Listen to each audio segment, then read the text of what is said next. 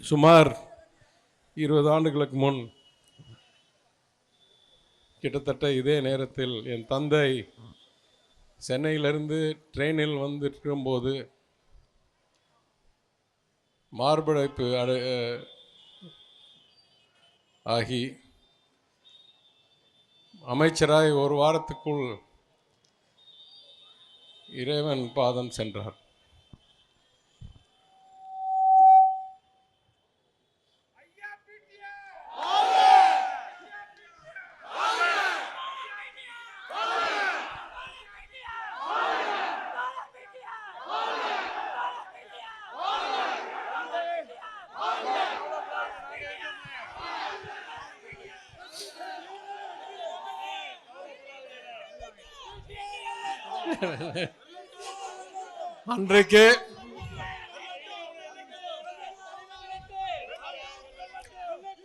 அன்றைக்கு நான் டோக்கியோ நகரத்தில் ஒரு பணியாக சென்றிருந்தேன்.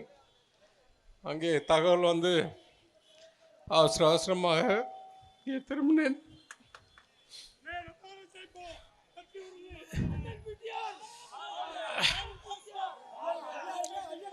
அன்றைக்கு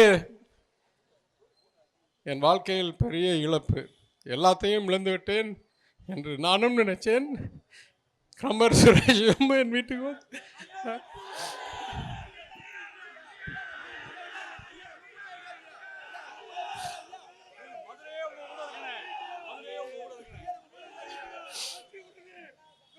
அப்போ தலைவர் கலைஞர் அவர்கள் எங்களுக்கு எல்லா வகையிலும் உறுதுணையாக இருந்தவர் என்னிடம் கூறினார், நீங்கள் நாட்டுக்கு திரும்புங்கள், உங்கள் தந்தையுடைய